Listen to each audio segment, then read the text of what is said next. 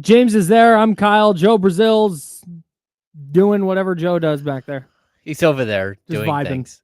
Just hanging out. We're the Insiders. We're sponsored by Jiffy Lube. Joe does a lot, and he does a tremendous job. So and Vibes too. Vibes is also vibing constantly. Absolutely. We're the Insiders. We're here until noon. Then we hand it off to D'Lo and KC. Everybody on the radio, hello, good morning. Hi. Drive safe. If you're listening on the free Odyssey app, thank you. If you've not downloaded the free Odyssey app, please do that now. Makes us look good. Download the James Ham and Kyle Madsen Show or subscribe to the James Ham and Kyle Madsen Show. I'm getting all this out the way up top. It's our podcast. Get it wherever you get your podcast. And, of course, everybody on YouTube and Twitch, everybody in the chatty house, youtube.com/ESPN1320, twitch.tv/ESPN1320. Keep the conversation going there as well.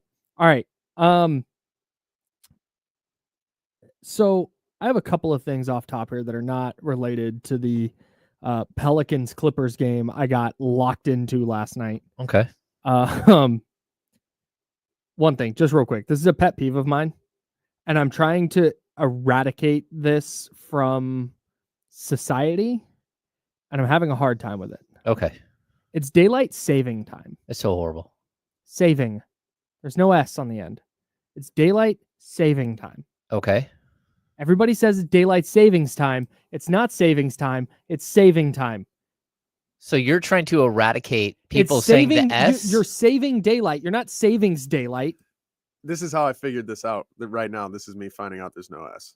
Right. Yeah. No, it's not. And this is not to blame because it's just a thing. Everybody says it's like, I could care less. It's like, no, you couldn't care less. But everybody says I could care less. So everybody kind of just knows what that means now. Everybody knows what daylight savings time means, but that's not what it's called. Okay. There's no S on the end.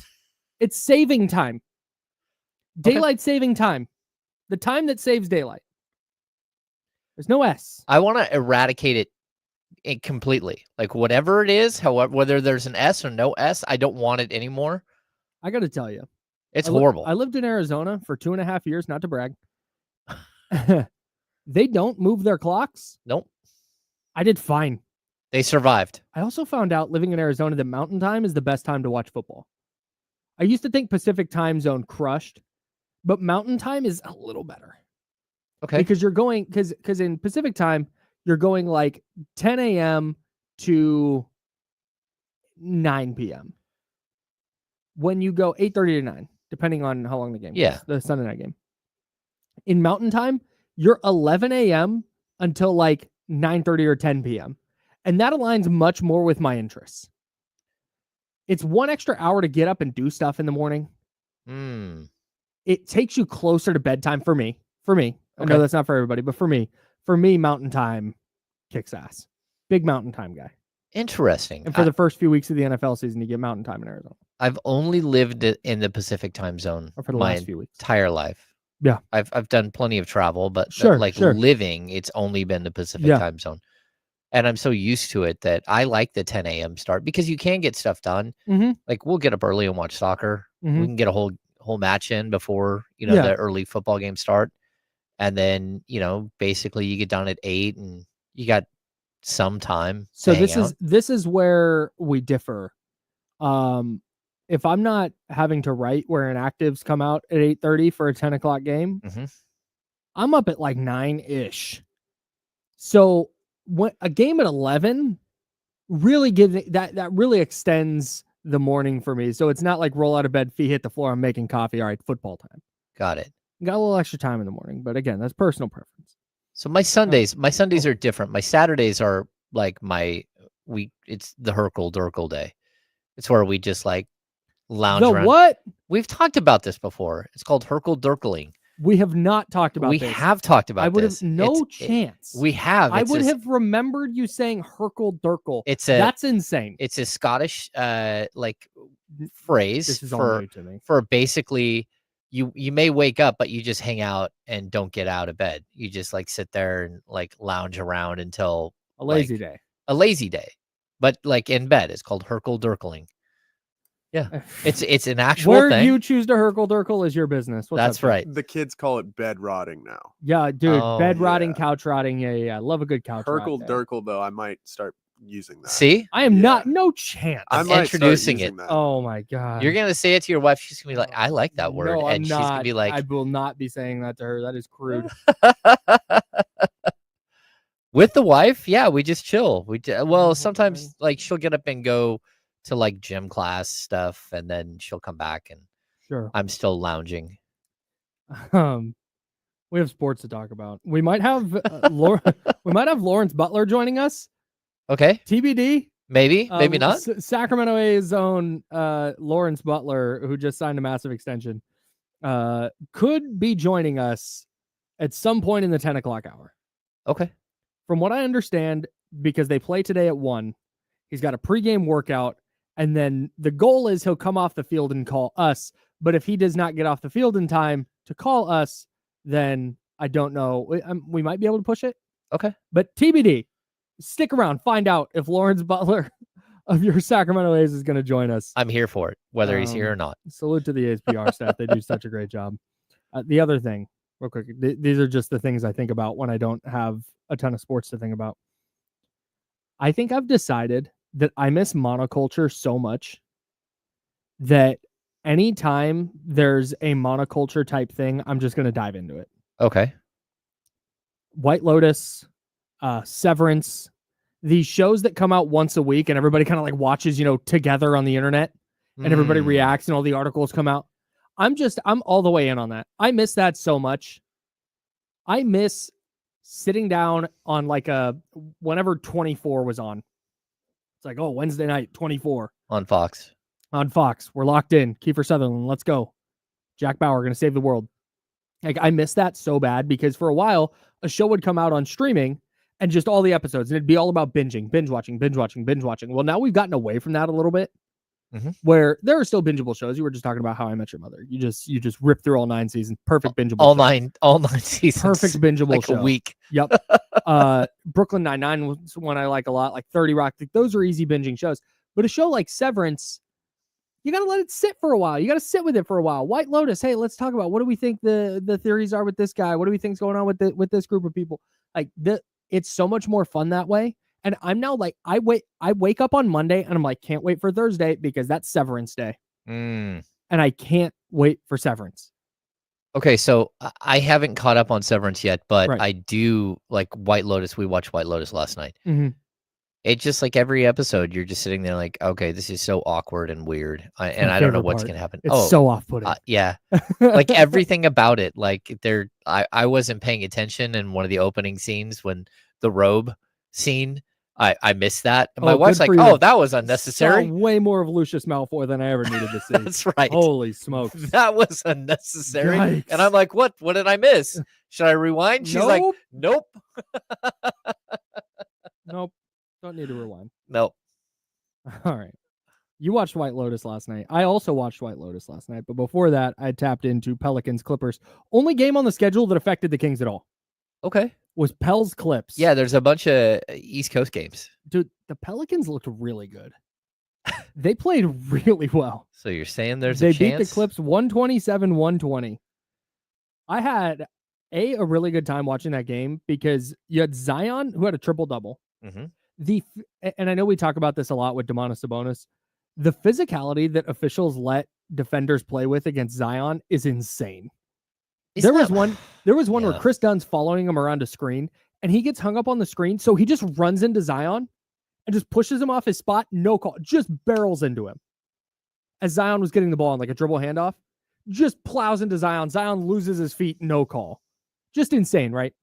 I hate that the NBA gets officiated that way. Where like, oh, smaller guy is on Zion or Domas or whatever. They can just hack away. They can just do whatever they want. Yep. And there's going to be no foul. I hate that it gets called that way.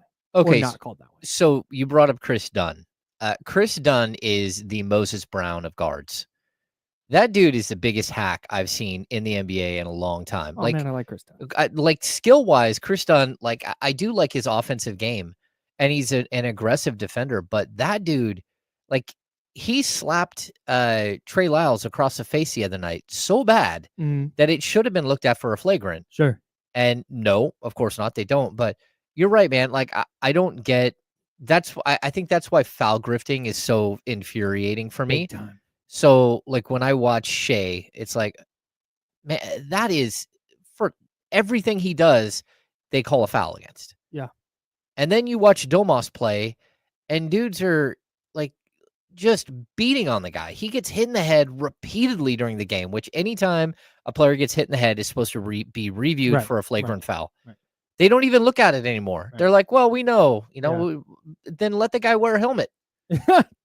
Or let him wear like a spiked helmet. Yeah. Like, so in case you hit him, like, oh, that hurt. The thing is and I know we bring up Domas because he's here, but this is just an NBA wide thing. Mm-hmm. I've said this about say what you want about LeBron James. It's the same thing with him. You can get away with murder when that dude gets into the lane. Yeah.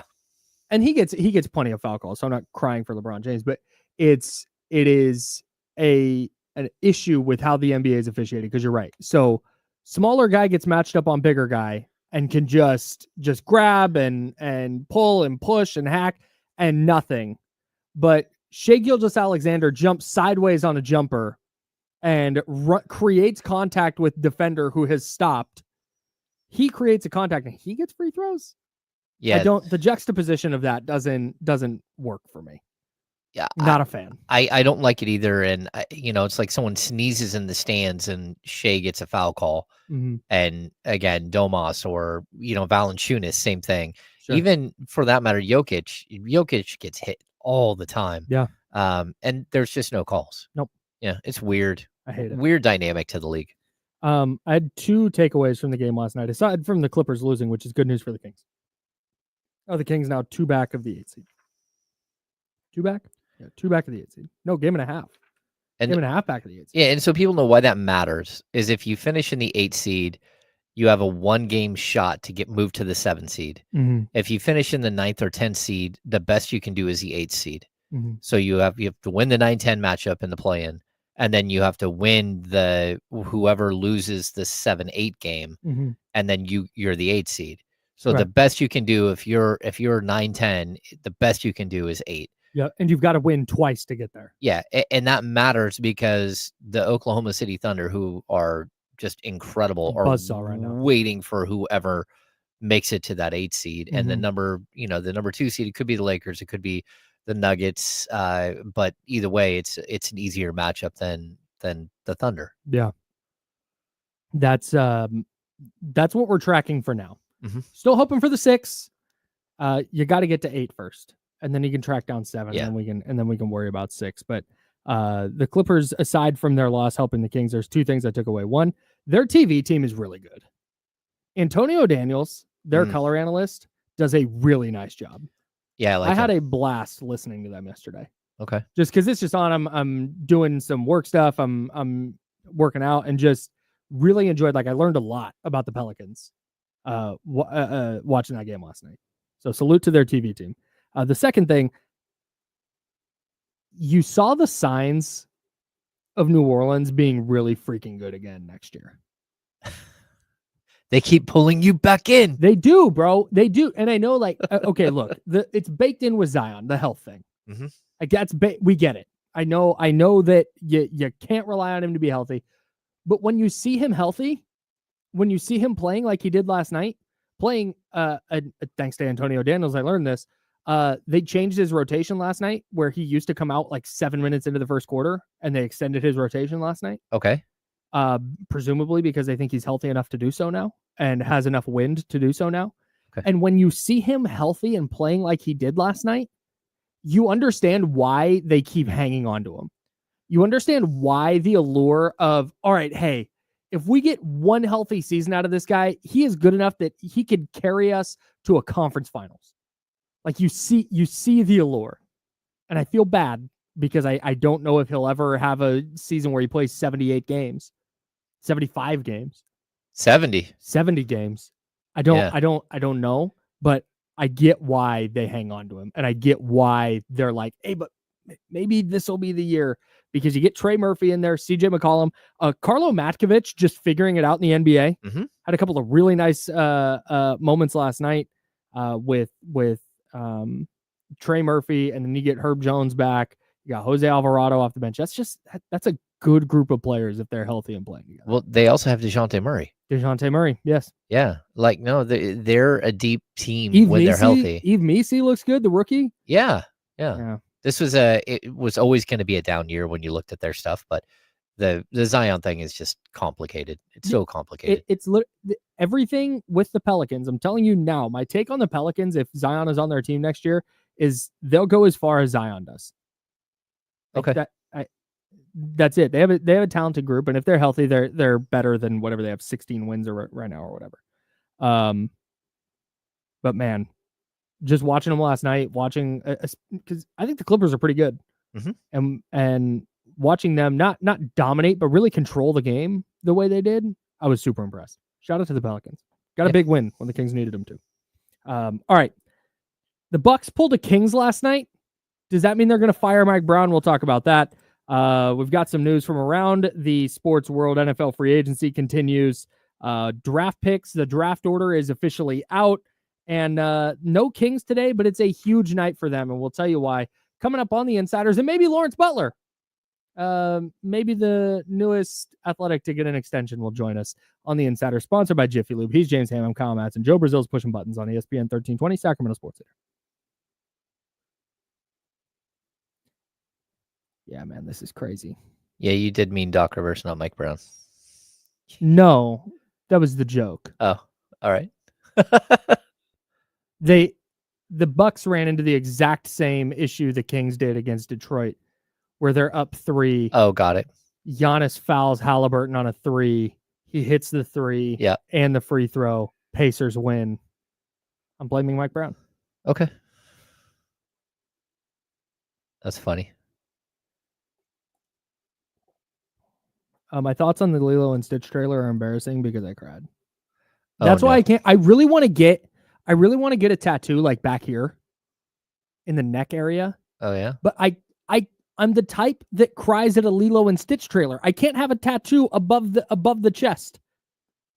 That's facts. Okay. You see a guy with anything above neck and above, you're like, oh wow, that guy's hardcore. I'm not hardcore.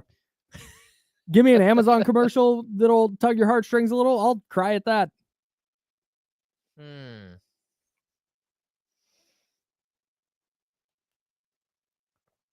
Yeah, that's the best jokes are the ones you have to explain. It's fine. It was swing and a miss.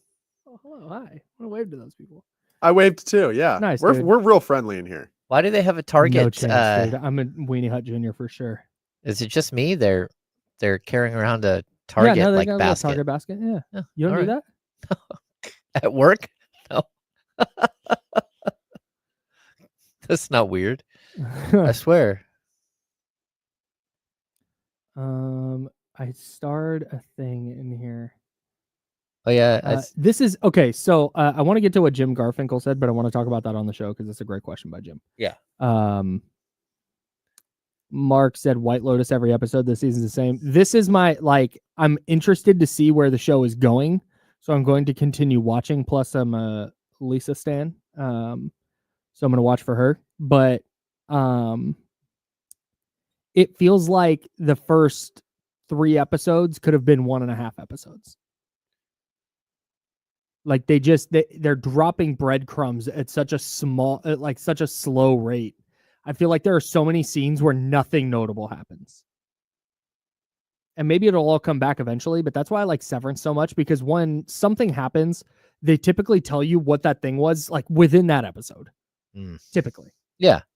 White Lotus is all just like breadcrumb here, a little breadcrumb there. Might lay a breadcrumb, but we're not going to tell you if that's a breadcrumb or not. Like, so yeah, it's a little slow, but I'm so enraptured by what's happening with all the characters that I'm going to lock in. I'm watching. Yeah, it's intriguing. Like just the weird ass tension the whole time. It's so good. It's my favorite part. Yeah.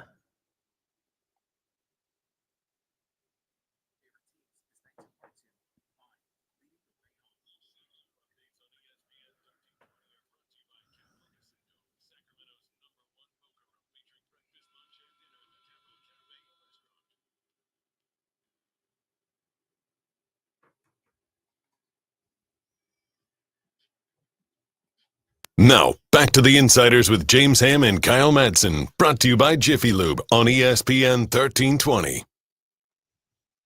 He's James, I'm Kyle. Joe Brazil behind the glass. We're hanging out with you till noon.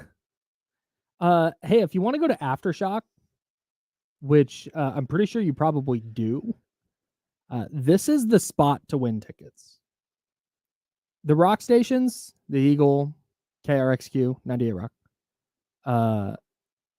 they're giving tickets away as well, but like everybody listening to those stations is going to want Aftershock tickets. If you want Aftershock tickets and you're listening to this station, we're going to have some for you. And it's super easy to enter to win. We're giving away 5 pairs of weekend passes to Aftershock 2025.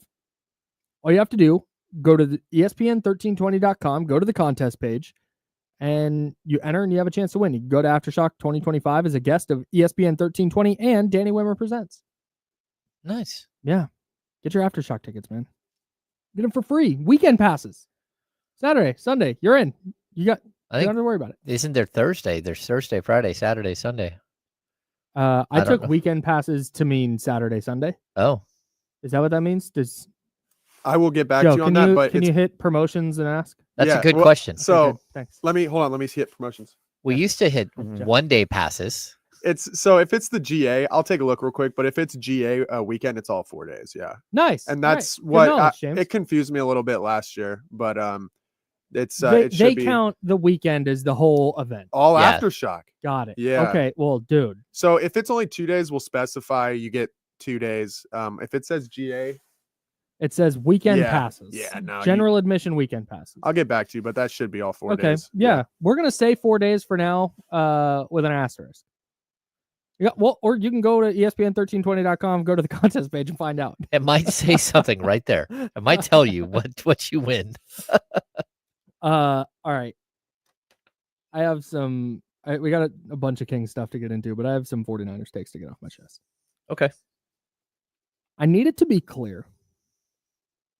This is a conversation separate from can the 49ers win the Super Bowl in 2025? Because right now I don't think they can. But this is a conversation about the offseason and the just general freak out that's continued to go on about the 49ers not being super active in free agency. What's happening is a good thing. You want to have a roster where people want your players. That's a good thing to have. Okay. What you don't want is a roster where when you have a bunch of free agents, people are like, ugh, no thanks. Because that means you're probably not in a great spot. So the 49ers have been in a good enough spot that they now have these players who are free agents that are coveted. Hufanga, Greenlaw, Javon Hargrave. Thanks. Aaron Banks. Right. The problem is, and we've talked about this yesterday, when you whiff on a draft like they did in 2022, and you whiff on a draft like you did in 2023, when those players exit, which is what happens in the NFL, it is so rare that you see a team with a bunch of dudes on second contracts. Like it's super rare because players get expensive when they get off their first contract, if they're good. Mm-hmm. So when you already have Brandon Ayuk, George Kittle, Trent Williams, Nick Bosa, Fred Warner, you're going to have Brock Purdy on a big contract. Did I say Christian McCaffrey? No, you did not, but yeah. So when you have all these big contracts already, it's really hard to then retain your dudes. And then they leave because they get more money elsewhere, which is kind of what you want. That means you have good players. Where the 49ers have failed is in ensuring that their cupboard was restocked before that exodus. Yeah, the backfill. Right. They've known this was coming. The problem is they don't have adequate replacements currently on the roster. So when you see all these players exiting and you don't see anybody coming in and you're going, what the hell? Why aren't they doing anything? That reaction is because they haven't done well enough in the draft and the rest of their roster is not very good. So that's why this is going to come down to, just like we talked about yesterday, cheap free agents and then the draft. And they're putting a lot of eggs in the 2025 NFL draft basket. Maybe it works, maybe it doesn't. But this is the position they've put themselves in. And that, whether that's a success or failure, you can judge that for yourself. But this is the correct route to go. Okay. In my opinion. So here's my question then. Yeah. Who's making the decisions on draft picks? I would assume that's Kyle Shanahan. Okay, so here's the problem. Like I think that they're going to do a really good job in the draft this year. And that's because their season ended really early and they had a bunch of extra time to sit here and go through Senior Bowl, to go through watching additional college game tape and everything else. But when you're in a run like the 49ers have been in, and you always look at like the fatigue that builds up with the players, I think the same thing can be said about the coaching staff and the front office and all that stuff. That's why I think that there should be a bigger separation of like church and state, where you have a group of people who are really, really pushing to work to study the draft, to make sure that they're making the right selections. And I think it's possible that part of the fatigue of this team is, once again, going again and again and again to the playoffs, having your coach working, 100 and something hours a week, every single week during the regular season. And then you get to the end of the season and he's not ready to go dip into the, the college draft pool so quickly. So I don't know. It seems like I'm not sure that Kyle Shanahan should be the guy who's making those decisions. He can be one of the decision makers, but I'm not sure that that's a good idea. Well, it's kind of like he's just the final decision maker. Yeah. But I don't know on draft day, because there's a lot of voices. He's just the guy.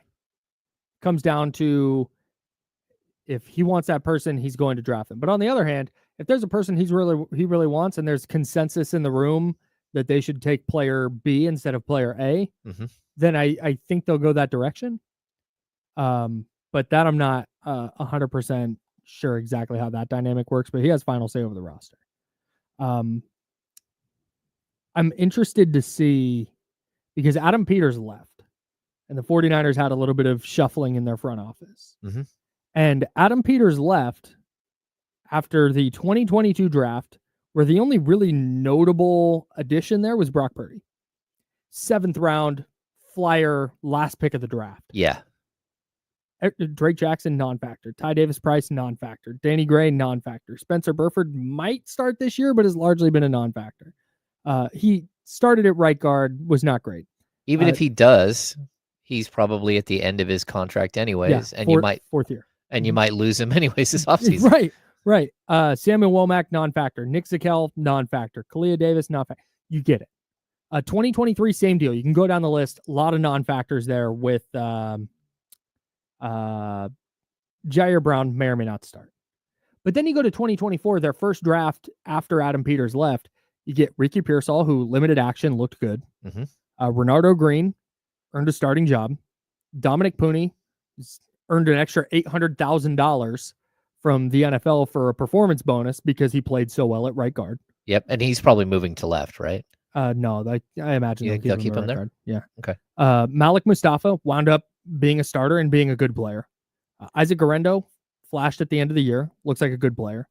So you have a draft class where you have possibly 4 starters and a couple of really good contributors.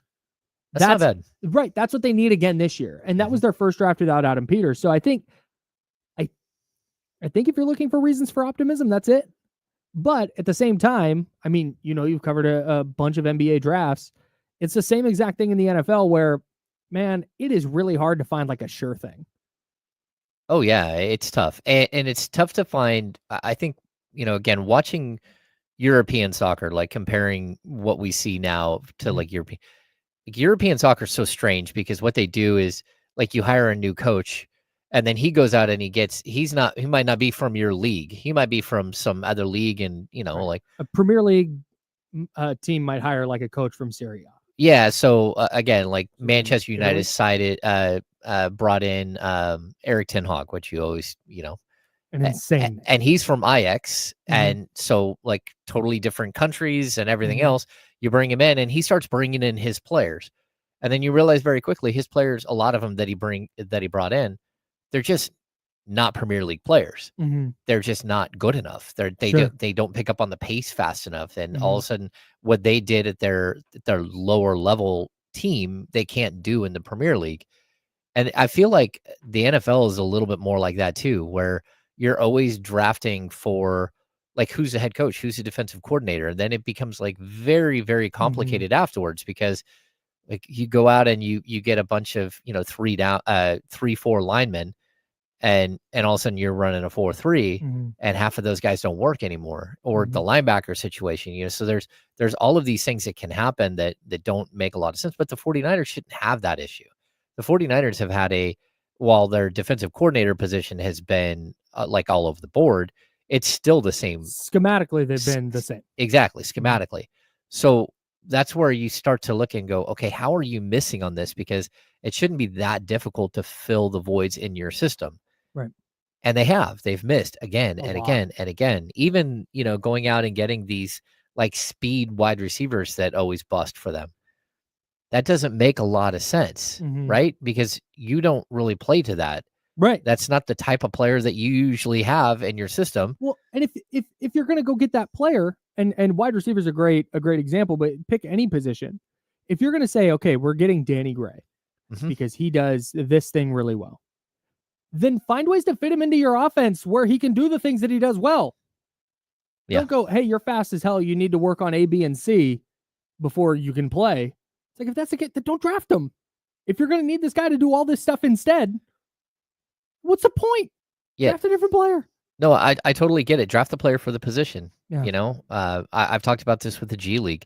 You don't go draft a guy who thinks he's a superstar and then try to convert him into a 3-and-D wing because he's not good enough to be a superstar at the NBA level. You should probably draft the guy who's been a 4-year college player, who knows exactly what the job is, who did the exact same thing in high school, who plays who's a defensive player who shoots a 3-point shot. Yeah. Like that's so to me. Speaking of superstars who don't know they should be a 3-and-D player, Jonathan Kuminga returning for the Warriors tomorrow against the Kings. There you go. No, exactly. Case in point, right? Yeah. So, yeah, I think it's interesting because the 49ers are in such an odd situation where you're right. They do have these like sort of pillars of their team. Again, I think we missed Kittle too when we were talking about and the defensive back that got paid. Deommodore Lenoir. Yeah, Lenoir, right? And those are draft picks that they hit on, right? But the problem is that you have to have a constant stream backfilling. That's it. You can't whiff entire drafts. Yeah, and you can't whiff at major positions because then you go out and you do like the Hargrave mistake. Yep. Where you go out and get a guy and you're paying him $20 million a year or whatever it is, and he's just not good enough. Yep. And you've got to, cut bait with him, and now you're stuck in a situation where you just can't replenish. So yeah, really, really interesting like dynamic on team building and everything else. And I think it's how the Patriots stay good for so long because they didn't miss all the time in the draft. Well, and if they weren't. Yeah, it helped to have Tom Brady, but they constantly evolved. And they constantly found guys who may not be superstars, but you know what? He does this thing really well, so he's just going to only do that thing. Yeah. Like that's what Bill Belichick was really good at with talent acquisition. But my point in all this is, if you're a 49er fan, well, if you're not, you're probably loving this. But if you are, your angst should be directed at the 22 and 23 draft classes. That's the error here. The team is not making errors, in my opinion, by letting their free agents walk, by not overpaying to make sure they keep their free agents, by not signing a bunch of big name free agents, high priced free agents. They're doing the right thing to manage the salary cap, because that's what we're talking about. Again, I don't give a rip what comes out of Jed York's pockets. That is not my concern. There's a salary cap you have to use and that you have to be under. And so if they're managing the salary cap, this is the right way to do it. The ire should be pointed at the draft classes that they've whiffed that have put them in this position where they are now all eggs in the 2025 draft basket if they want to contend for a Super Bowl this year. Because they're still, like, after all this, they're still favored to win the NFC West. 14-1 to win the Super Bowl. That's crazy, right? I would say it's not It's not as bad as it feels. Yeah, and I'd also say, like, the one thing, if you look at their roster right now, all of the stars, every single one of them except for McCaffrey, was someone they drafted. Oh, and Williams. Trent Williams. Oh, and Trent Williams. Yeah. But outside of that, everyone else, they did a good job at some point of building this thing and of drafting the right players and developing them the right way. No doubt. They've got to get back to that. And I think when you go through a bunch of Super Bowl runs and all that stuff, you get to the point where your team is so good that in order for a player to get on the field, they have to be that good. Because you can't have like weak legs on a Super Bowl championship team. Yeah. And so you have to keep, if guys don't develop the right pace, you got to jettison them. You got to go away from them and hope that somebody else does. And then you have to start extending yourself and going out and finding more players out in the free agent market because these guys aren't working the way that they should. And so it's like it's a never ending machine that kind of eats itself if you're not looking out. Joey Bosa signing with the Bills tells us a lot about where the 49ers are at. Oh yeah, it does. Granted, the reported offer from the 49ers and the Dolphins was less than $10 million. He got 12.6 from the Bills. But again, we don't know the structure of that yet. It probably winds up looking more like a deal that's sub $10 million guaranteed. And if those numbers have come out, I haven't seen them, but he wants to ring chase. He turns 30 this year. So he went to a team that has a realistic chance of winning the Super Bowl in Buffalo. If the 49ers were loaded and they were the Super Bowl favorite and everybody was like, hey, the 49ers are the best roster in football, I bet Joey Bosa signs there. But he was looking at that going, wait, I'm going to have to like start? I would be the second best defensive lineman they have? Oy. Like, I'm not going there for that. I'm going to go play in Buffalo instead, where I have a real chance to win a Super Bowl. Well, then he signed a 1-year deal. And if the 49ers are doing the purge this season, maybe he comes back around next season and goes, hey, maybe. Like, hey, I let you guys heal up and restock. Wouldn't shock me at all. And now here I am. I'm ready to play. Right. I want to go play with my brother now. Yeah. Yeah, that wouldn't stun me at all. But when I saw the Bills, it's like, oh, of course. He looked at the Dolphins and the Niners and went, I want to win. I've been with the Chargers my whole career. Like, I've been just Chargering my entire life. I want to go somewhere where I can affect a winner. And so he did that with Buffalo, a team that might be the Super Bowl favorite in the AFC. Yeah, maybe. And then there's the Niners who are just like, maybe they make the playoffs. I see why he chose Buffalo. I just don't think there's anything when we talk about like contenders. I don't think there's anything San Francisco can do this offseason that's going to make me think they're a contender. Not at this point. No, it's just going to all be on the field. If they draft a bunch of guys who, and 3 of them look awesome on the defensive line in training camp, and maybe they draft a corner who just looks awesome and a receiver who can contribute right away, then okay, maybe I'll feel a little different. But there's no draft pick they're going to make because draft picks can whiff just as easy as they can hit. Oh, yeah. And there's no signing they're going to make that's going to make me be like, oh, hey, that's a Super Bowl contender now. But also, there's nothing that's happened that made me go, there's no chance for them this year. They still have a lot of good players. Yeah. I mean, if they have a really, really good draft, that would be another moment too. Like if they, again, if they move down or they move around and they start acquiring the right player, everyone like consensus great picks. Sure. Like you have an opportunity. And then if you get a couple of these young guys that you're waiting on to the Jair Browns and, it's a middle linebacker that they're D Winters. Yeah. D Winters. If one of those guys like develops into the player that you hope that they would be, sure, then maybe you got a shot. Sure. But all of this is stuff that we're not going to know until they actually hit the field. Yeah. So that's where things kind of stand. Just got word that Lawrence Butler will be joining us after signing his extension with the Athletics. Lawrence Butler, fresh off the field from a morning workout, is going to join us next. We're going to talk some baseball. He's also an Atlanta Hawks fan. We got to talk some Hawks with him. That's right. It's been rough this year for our guy. Yeah, but he's got to be excited about Dyson Daniels. I bet he is. Yeah. But he's excited about his fat new extension too. Can't wait to ask him. Lawrence Butler of your Sacramento A's. Great dude.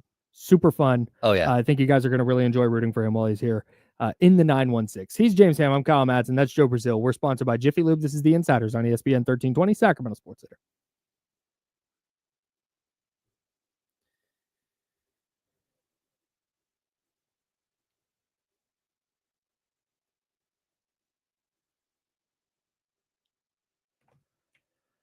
What's going on, everybody?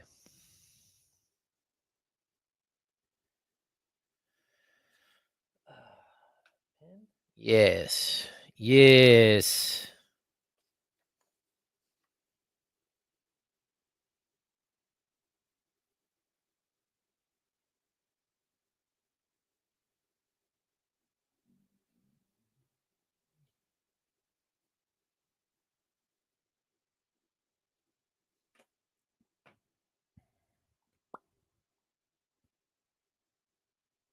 The 2020 draft was rock solid for the Niners. Brandon Ayuk, Colton McKivitz, who's now a league average starting right tackle, and Juwan Jennings. You got 4 years out of Charlie Werner as a backup tight end. Not bad. I think Juwan Jennings, that's going to be the next one that they're going to have to pay. Yeah, I don't know if they will.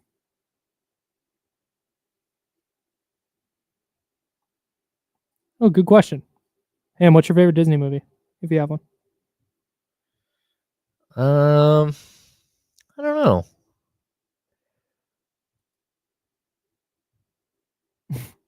I like some of the old ones, like Swiss Family Robinson. Wow, that is a throwback.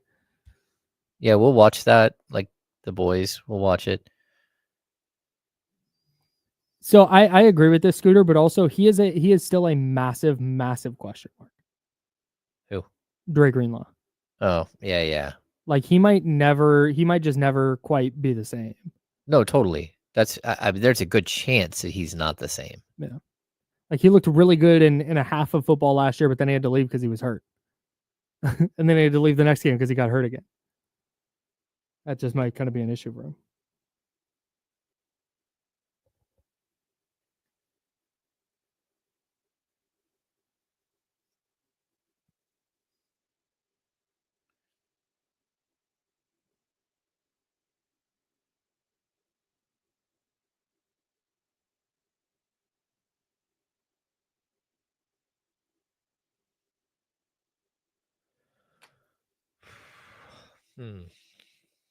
Oh, yikes.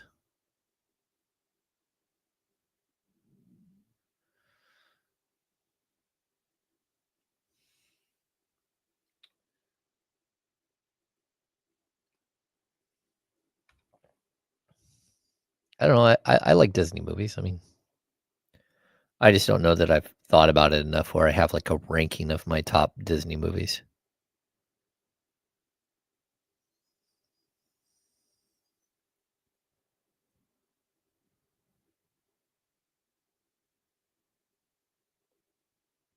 It'd be a fun thing to do in the summer. My buddies, Kyle and Chris, I don't know if I've talked about this on the radio. They do a podcast called Mouse Madness, where they just take different Disney things and they bracket them. They do 16 team brackets. And then it's every episode's 2 parts. The first one, they get it down to 8. And then the next one, they get to a winner. They do stuff from like best attraction, best, I think I've done saddest Disney Pixar moment. That was one of the episodes I was on. It's such a fun pod. Anyone out there is looking for Disney content.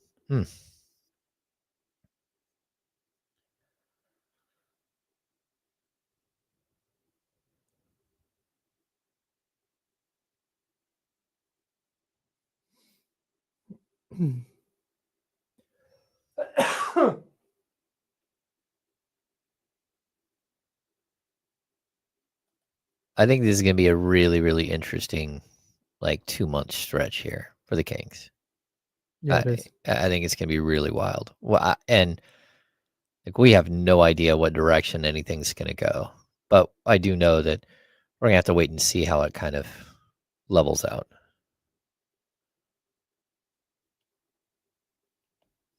We got him.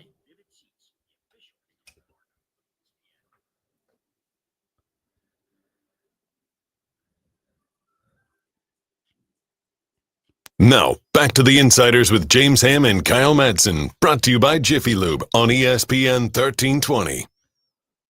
A's outfielder Lawrence Butler joining us in a few minutes.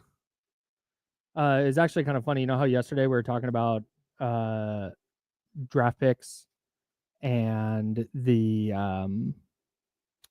comp picks and when those would be dished out? Mm-hmm. They got announced yesterday. I know, right after. I'm like, hey, when is that happening? You're like, I'm not sure. Then boom, it happens. Projections were a little bit off, but not far. The Niners got 4 total comp picks. They have 10 officially. They'll have 11 once the Deebo Samuel trade goes through, which can happen today. I'm guessing the Samuel trade gets announced today. 1 p.m. is when that can become official. Okay. So the pick the Niners will get from that is number 147, 1 spot higher than we initially thought. 11 draft picks. 11 picks. You need to have competent players for at least 6 or 7. Yeah, I'm interested to see. Typically what they've done here when they've had 11 picks is they'll trade up a couple times and they'll move around and they'll finish with 8. Yeah. I wouldn't be shocked if they wind up just using 11. They'll move around a little, but you need a sizable draft class. A, just to fill out a roster. Yeah. And B, if you're taking swings on an offensive lineman, if you're going to take a swing and you say, hey, there's this guy in the 6th round that hasn't been great, but we really like his upside. We think he could be a project. Cool, take him. I would worry less about having 8 picks and moving up and making sure to match. Just throw as many darts at the board as you can. Yeah, it feels like they need to, their first couple of picks, they need to bulk up on the interior line of both sides. I agree. Yeah. I mean, if they can get a top tier number 1 left tackle, that they can move to right tackle for a year or 2. Guard, yeah. Yeah, that's one thing, but yeah.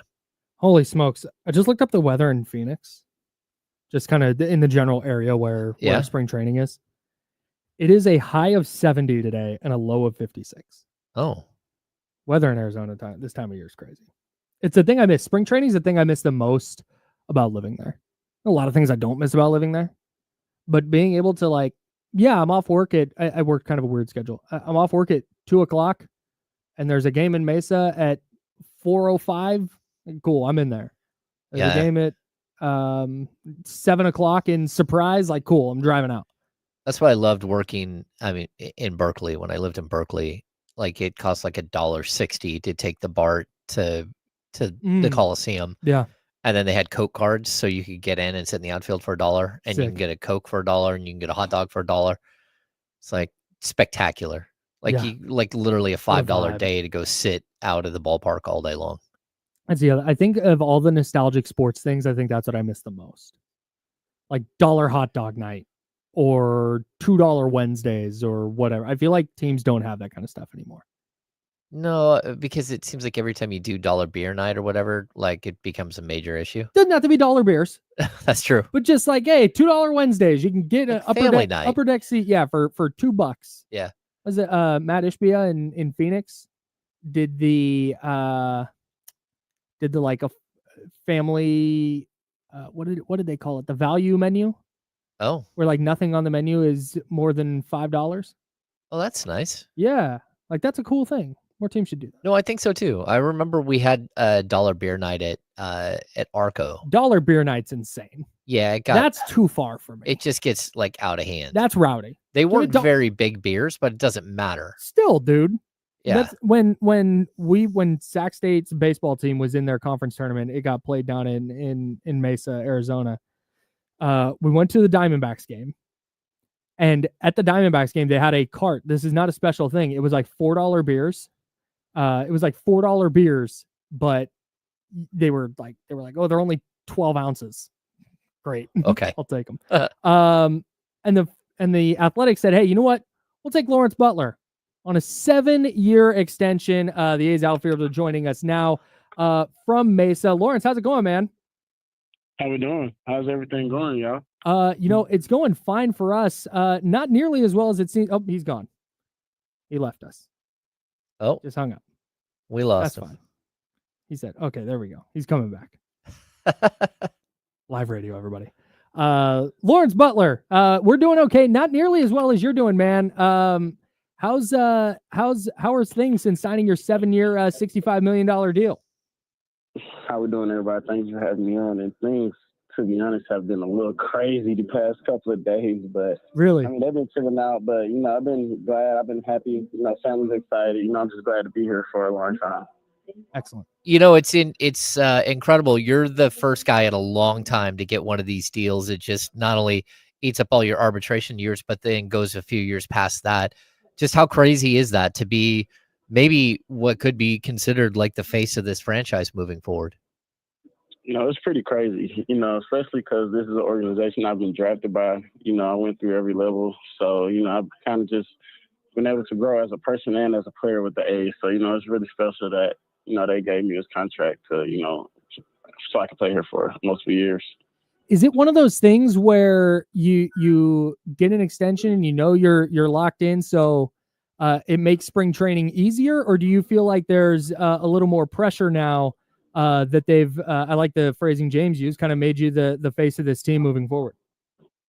I mean, it's always pressure playing in the big leagues. It's just you kind of just got to go out there and do it every day. But I mean, I'm a type of guy that embraces the pressure. I love the lights, I love the pressure, I love the spotlight, and if it comes down to me being the last guy to, win us the game, I would love to be in that position. And, win or lose, I'll take full responsibility of it. And, I just want to be the guy that had the chance to, put the team on top. So, it's an amazing feeling just being, a guy with a contract on the A's. Lawrence, when you took off in the second half of last season, you just had this incredible run in the second half. You finished with 22 homers, you finished with 18 stolen bases. Just what is it that you're working on right now to make sure that that's the player you are and that you cement yourself as a full-time major league ball player going forward? Really, I'm working on every part of the game, because I want to be a complete ball player. Last year was just a little glimpse of, what I feel like I could do. And, this year I hope to put on full display of, all my tools and talent. So, in spring training, we kind of just working on everything: defense, hitting, base running, the full repertoire of the game. And, I just want to be a complete all-around player. We're talking to Lawrence Butler, outfielder for the Athletics. What's the vibe in spring training this year? We got to talk to you guys a little bit at the Sawyer here before you headed down to Arizona, but what's the vibe in spring training this year versus last year? Because last year it felt like, okay, this team's got a chance to maybe make a little noise. Whereas this year it kind of feels like, oh, they might really be about it. Like we're talking postseason this year. Do you feel that vibe down there in Arizona? Yeah, that's for sure the vibe in Arizona. I mean, everybody's on the same page of, playing into October. We don't want to just play to September and go home. We all think we're a better team than we were last year, and we're a better team than a lot of teams in the league. So, we kind of really want to get into playoff baseball this year and, just kind of get our feet wet in playoff baseball. A lot of us haven't played playoff baseball. We're a pretty young team, a couple veterans, but, we really want to get into October and, really see what that's about. Lawrence, we asked this question of Mark Kotze last week, but is there anyone that stands out to you that you're looking at, one of your teammates that you're like, oh boy, this guy's got a chance to have one of those breakout seasons like you did last year? I mean, we got a couple. I mean, I would love to say Tyler Soderstrom, Zach Geloff, Jacob Wilson, JT Jen. I mean, I feel like those guys, put in a lot of work. And, they've been showing so far in spring training. So, I really feel like, those guys are going to have a big year, even though Zach kind of established himself when he got called up. But, I feel like he's really going to have one of those big breakout years where, the whole league's going to notice that he's one of the guys. I know you've been pretty busy playing ball. You've been able to follow the Hawks at all? They won 4 of their last 5. Number 7 seed. They're doing all right despite the injuries. Yeah, I mean, I follow the Hawks on Instagram. I watch all their games, and we I went to a lot of them this past off season. So I got to go to a lot of them. I went to the first game of the season, and yeah, I love the Hawks. I mean, I'm just glad we're gonna be able to get into that playoffs. Usually when we go to the playoffs, we make it to the Eastern Conference Finals. So hopefully we can get past the Eastern Conference Finals this year, and we can get into the finals. So we'll see how they do. Who's your player there for the Hawks? Trey Young, Ice Trey. Trey to go. I like Jalen Johnson now too. He's pretty good, and I love our first rounder. He's been playing really good this year. Oh yeah, Ricochet. Yeah, Ricochet. Yeah, he's been playing really good this year. Yeah. Well, hey man, good luck at spring training. Good luck this season. I'm sure we'll talk to you down the line. Congratulations again on the contract extension, and go have a good game tonight. Thank you guys for having me. Thank you so much. See you later. Lawrence. Yes, sir. Lawrence Butler, A's outfielder, one of the best. Super easy guy to root for. Yeah, he's going to be dynamic. Yeah. Absolutely dynamic. And like what he was able to do in the second half of the season last year is just crazy. So most of the stats that he put up all came in the second half of the season. I like that he's saying that Zach Geloff is turning the corner. Zach Geloff had a really, really bad start to the season last year after a breakout rookie campaign. He led Major League Baseball in strikeouts with like 198. Yeah, it's tough. It was absolutely for a second baseman. That's crazy. So hopefully he's tightened up the swing a little bit. Yeah, they have he started naming players there, and you just see like, man, this is something the A's have always done. It's never been about can they get good players. It was whether they could keep the good players. And now they not only have gotten a bunch of players who look like they're trending in the right direction, they're able to keep some of them around. So we'll be following the A's very closely here at ESPN. 1320 season begins later on this month. All right. He's James Ham. I'm Kyle Madsen. That's Joe Brazil. I've been struggling on Underdog lately, and I'm going to have you guys help me build my lineup tonight. I have a bunch of options I'm going to throw at you, and I'm going to let you guys help me pick. And I'm going to try and get on the winning track that way. We'll do that next. No Kings today either, but huge night for them. We'll tell you why. Coming up next, that's James Ham. I'm Kyle Madsen. We're sponsored by Jiffy Lube. It's ESPN 1320, Sacramento Sports Leader.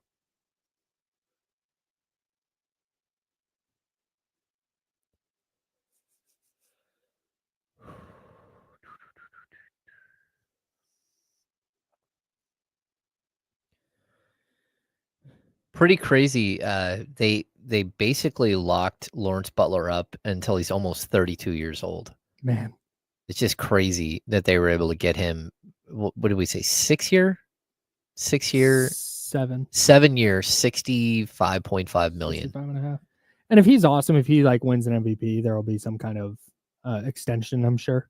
Yeah. But yeah, he won't hit free agency until he's 32. Yeah, it's wild. Insane. I miss the days. It was the A's and then the Cleveland Indians used to do this.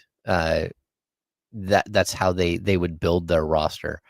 They would just they'd have a guy come up, he'd be good, and then they just buy out all of his arbitration years and then give him another 2 years on top of it, 1 or 2 years on top of it. And that's how they kept their team together for, all through the late 90s and 2000s, and really were able to build some monstrous teams because of that type of being aggressive with contract stuff. You got to hope that, that he grows and continues to be the player that we saw last year in the second half, but I think it's a pretty safe bet.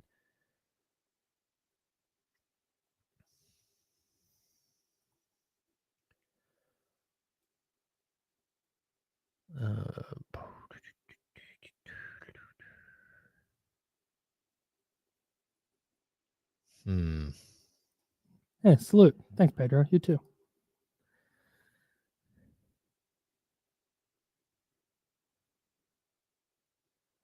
Is that Michigan? Man, Michigan, I would hate to be a Colts fan right now because I don't know what to tell you. It's Danny Jones season, baby. Oof. Can't wait. Are we going to answer that question on the air that you had checked earlier? The teams above 500 one? Yeah. Absolutely. It's a great question. It is a great question. Jim Garfinkel just doing our job for us. That's right. Do I want to do that now? No, we'll do that next. We'll do that after. Tyler, I haven't said anything about Sabonis yet, but we have practice today. I'll go straight from I'll go straight from here to practice. It's at 12:45. If they move it up, I'm going to be pissed because I can make a 12:45 practice. I can't make a 12:15 or a 12:20 practice. Your face is. And the Kings don't have to put out. Caught him. Kings don't have to put out an injury report until later. But I'm going to.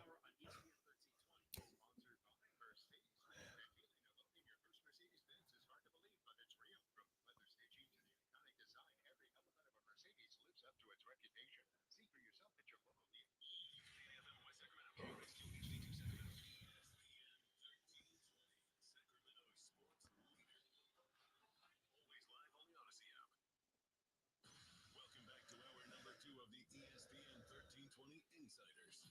Get ready for the most up-to-date sports news and talk with the ESPN 1320 Insiders. Hour number 2. I'm Kyle Madsen. He's James Ham. Kyle just lost his mind. We're hanging out with you till noon, then we'll hand it off to D-Lo and KC, and they'll take you up to 4 o'clock right here on ESPN 1320, Sacramento Sports Leader. The Insiders is brought to you by Jiffy Lube. No, there's just an email chain happening in Odyssey right now that apparently nobody wants to be on. I've gotten like 9 consecutive emails that says, I'm not the right person for this question. Please remove me from this chat or from this email thread. I have no idea. I'm glad I was never put on the email thread. Yeah, I don't know what this is. I can't wait to go ask the person that's involved what this is about, though, because it's really killing me. There's another one. And it's from everywhere. It's not just Sacramento. Oh, no. Here are the markets we have involved in this so far. Hang on, stand by. We have New Orleans. Oh. We've got New York. National Promotions. Yep. I don't know who this person is from or where this person is from. We got Philadelphia. We've got somebody else national. Springfield. Nice. This is great. Oh wow! I think I am on this as well. Yeah, somebody just emailed everybody. Come on. Wait. I think there's a thing. I think there's like a group that got emailed.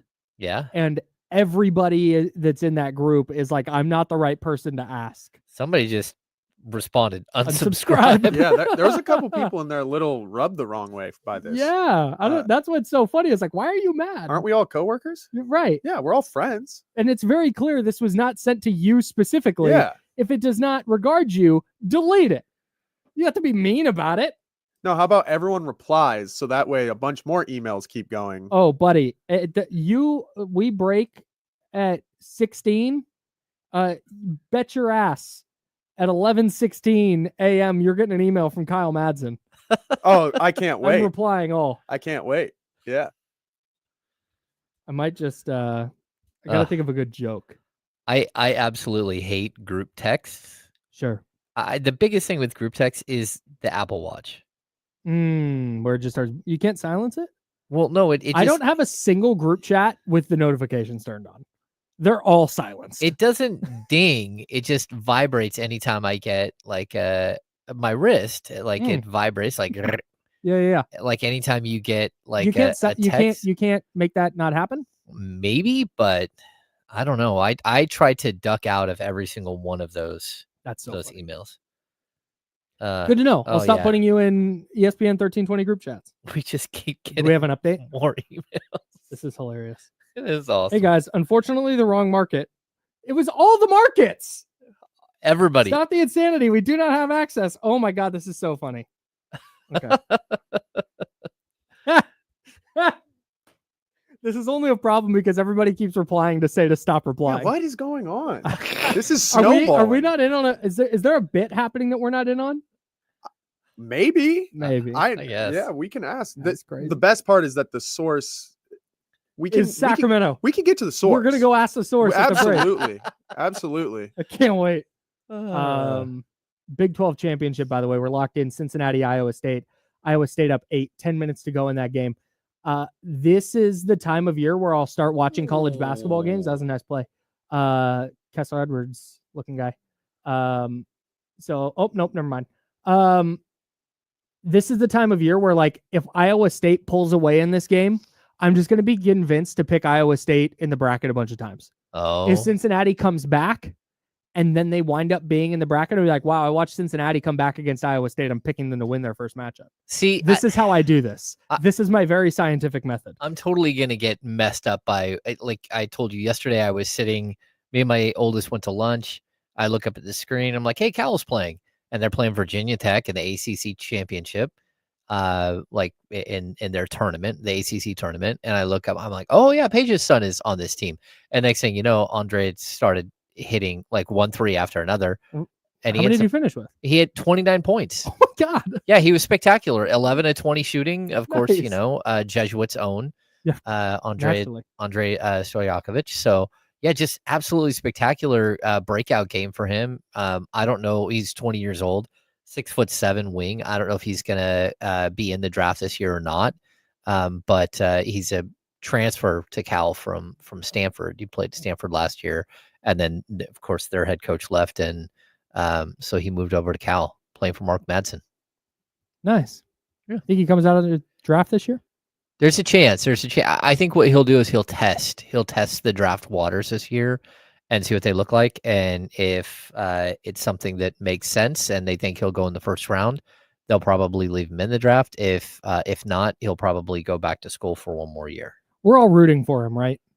Like he's just going to be a guy that we all root for, unless he winds up with like the Lakers. No, you should totally root for him. I mean, it's Peja's son, and he's a Sacramento kid. He's grown up here, and you know, like I don't know why it says his hometown is Carmichael, because that's Sacramento. Like if we learned anything about the NBA draft this year, it's to draft the Sacramento guy. Draft the Sacramento guys are way better than you think. He's had a rough shooting year. Andre has at Cal. He's shooting like 30% from three, and like 42% overall. A little bit of a rough transition year, but you know, he's still averaging over 16 points a game and long, athletic. Yeah. Big night tonight for the Sacramento Kings. They're not playing, but a bunch of games are going to impact them in the standings. The Clippers, of course, the team directly ahead of them, lost last night to the Pelicans, and now they have to hit the second night of a back-to-back in Miami against the Miami Heat. So there's a chance that the Clippers lose again, and the Kings, without playing, gain an entire game on the Clippers. If you root for the Kings, you are a big Miami Heat fan tonight. Oh, yeah. And the Heat aren't very good. The Heat are not that effective of a ball club. No, they are. I don't feel awesome about their chances to win tonight, but it is second night of a back-to-back for the Clippers. Yeah. Of course, the Heat have lost 4 in a row. They're 29-35 on the season. Fine. They're going to be a play-in team no matter what, because the 76ers are, you know, 7 games behind them in the total, 7 games in the loss column, but 7 games overall. They're the team that's on the outside looking in, but you never know. Plus, I don't know, did Kawhi play last night? Because if Kawhi played last night, he might not play tonight. Good point. Because I don't think he plays on back-to-back. Good last night too. He was really good last night. He's starting to look like Kawhi again. Yeah. Yeah. Clippers might be a little dangerous. Well, I mean, their schedule isn't that difficult. TBD on whether they can keep all their dudes on the court, but if they do, yeah. It's crazy. Say that about the Clippers for the 7th consecutive year. It's really crazy that like a 47-year-old Nick Batum starts over Derrick Jones Jr. Because every time the Kings play Derrick Jones Jr., he lights them up. I mean, he's so good. You're like, what in the world? How is he good now? And he's just always open in the corner. Always. And he hits every single time I've seen him shoot. So many big threes the other night. Yeah. There was one. The Kings. He hit 2 where it was like exact same play. And he hit it shot from the exact same spot and did the exact same celebration. I was like, is it a replay? Did I miss something? Weird. Nick Batum, only 36. Only big 36. Winner of the Court of Gold documentary for me. I was neutral on Nick Batum. Now I'm in. Big Nick Batum guy. Okay. Yeah. I still need to get back to that. I do. It's really good. I know. You're going to like Nick Batum a lot. It's funny. Derrick Jones Jr. when Monty McNair took over the Kings, right? And you got to remember it's the really weird transition year where everything is pushed back into like September, October because of the pandemic. The first player the Kings called, they got the first interview via Zoom with Derrick Jones Jr. That was the guy they were trying to chase. So it's not like they haven't tried to go get that type of player.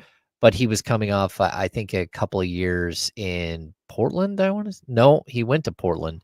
Maybe it was Chicago, and then he went to Portland, then back to Chicago. I can't remember where he started his career, but he's one of those guys that the Kings have looked at and tried to get early on in his career. And he's just like he developed last year out of nowhere. Yeah. So good for him. Clippers Heat is the game I'm locking into tonight, so that's where my underdog lineup's going to be. Oh. I want your help with this. Okay. Download the Underdog app. Promo code Kyle M to sign up.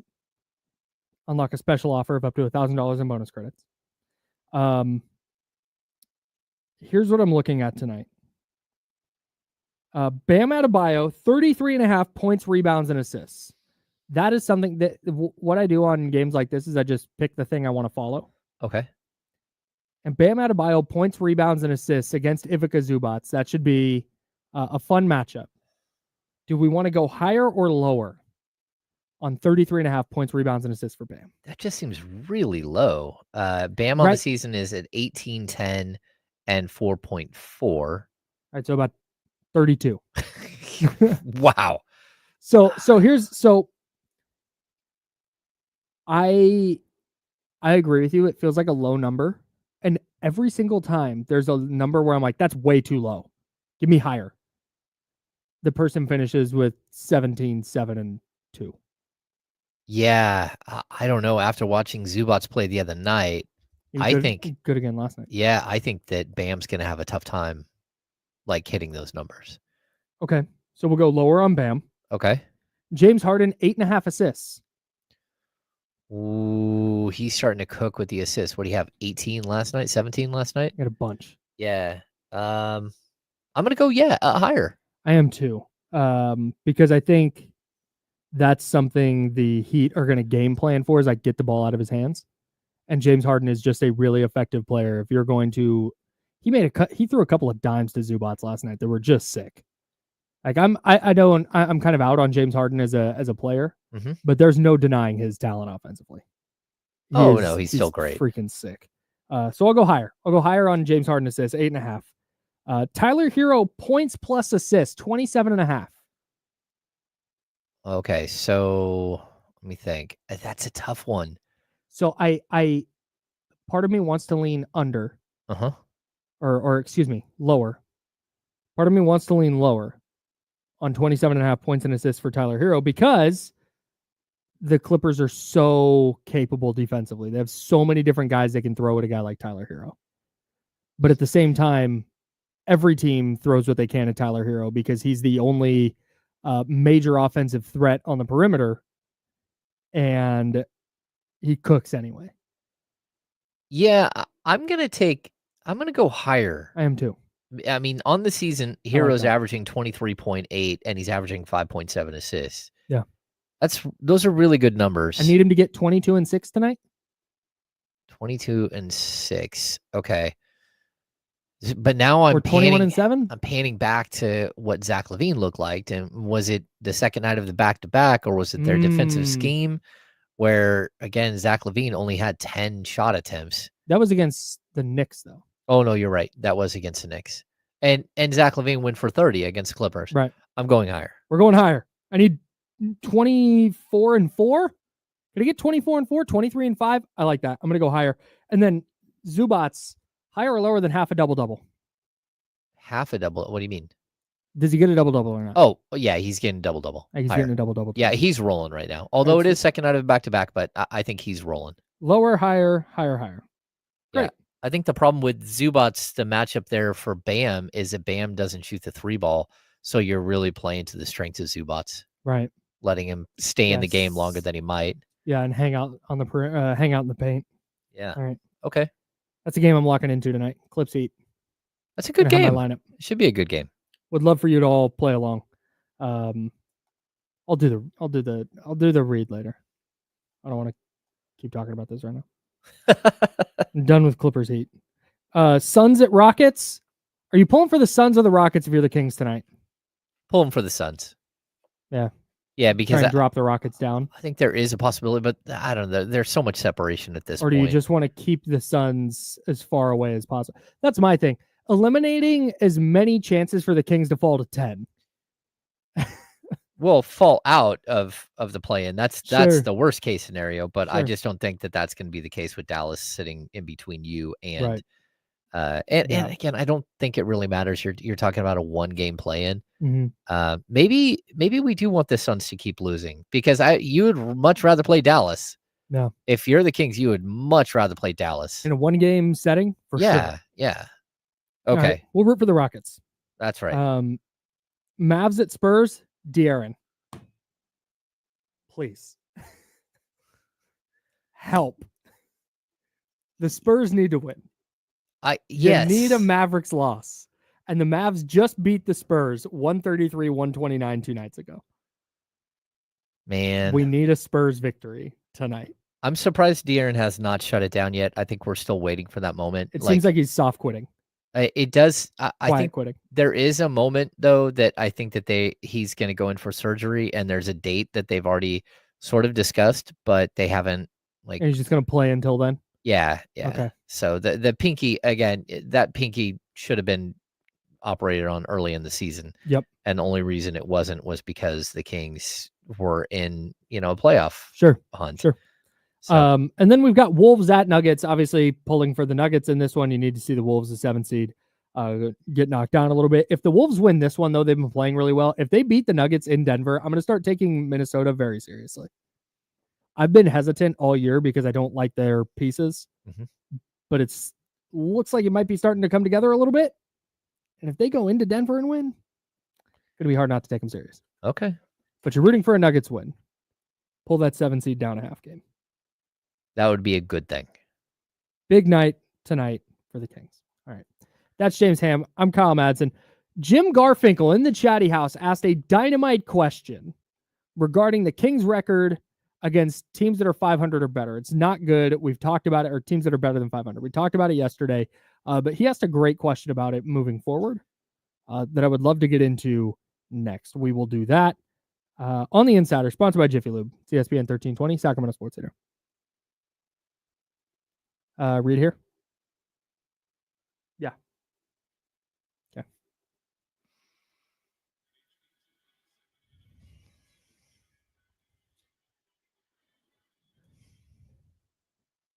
It is March college basketball time, which means I have new copy points from Underdog.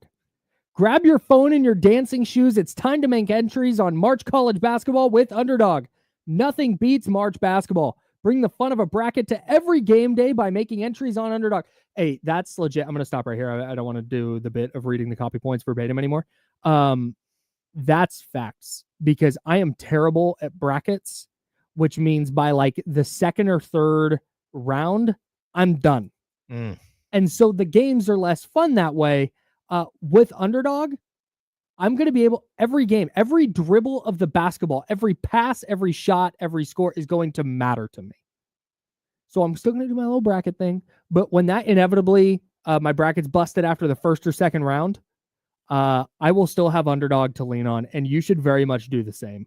It is going to enhance the March basketball experience. And it's not just college. You can do college. You can do NBA. They've got all your favorite teams, all your favorite leagues, all your favorite players on Underdog. Download the Underdog app and sign up now using promo code KyleM to unlock a special offer of up to $1,000 in bonus credits when you make your first deposit. God, it's a great deal. Join in on the fun when you sign up with promo code KyleM. Claim your special offer today and get up to $1,000 in bonus credits instantly upon first deposit. Must be 18 plus and present in a state where Underdog Fantasy operates. Void where prohibited. Terms apply. Concerned with your play? Call 1-800-GAMBLER or visit www.ncpgambling.org. Arizona, 1-800-NEXT-STEP or text next step to 53342. In New York, call the 24/7 Hope line at 1-877-8-HOPE-NY or text HOPE-NY. Hey.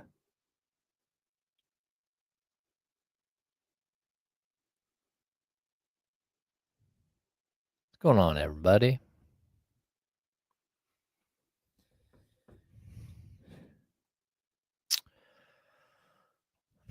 Cooper Kupp released. Wild. I'm surprised they couldn't get anything for him in the trade market. Yeah, that is crazy.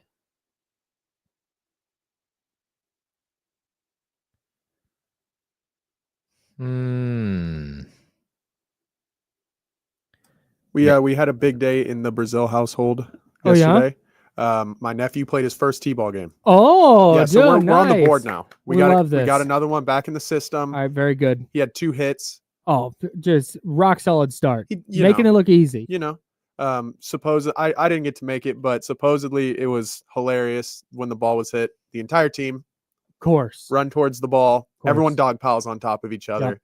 Yep. So I definitely got to make it out to the next game. I was thinking, if I go, I might take this a little too seriously. So no, this is great. That's why I was like, I'm gonna let him get his legs underneath them, right? And then Uncle Joe will come in and give him some pointers. Should we all coach a little league team together? Oh my gosh, dude! I coached little league here in Roseville. I absolutely adored it, but my son hated it. I want dude, to coach baseball so bad. This has been a talking conversation between my friend group for a while.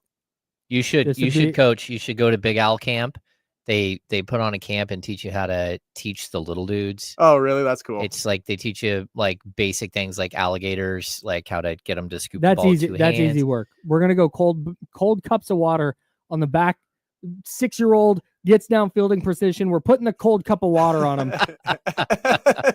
I dare you to get out of that stance. I top hand, loved it. Billy. Top hand. Squash the bug. Squash the bug. There's a lot we can. There's a lot of pointers we can give out. Hey, Johnny, you're the first baseman. That's a ground ball to third. Why are you chasing after it? Yep. Make a play, kid. Oh, I would love it. I've coached a lot. I coached 3 years of Little League, and like I absolutely adored it. My son hated it though. And then we moved up to the Lake of the Pines area, and that's when he found soccer and founded his friend group. And then I coached 3+ years there, and then I've helped out with the high school team and stuff like that, competitive soccer, and I like coaching. My dad was my Little League coach growing up, and we went undefeated many times. Shout out my dad. I know he's listening. Nice, Love dude. You. All-time great Little League coach, Mr. Joe's dad.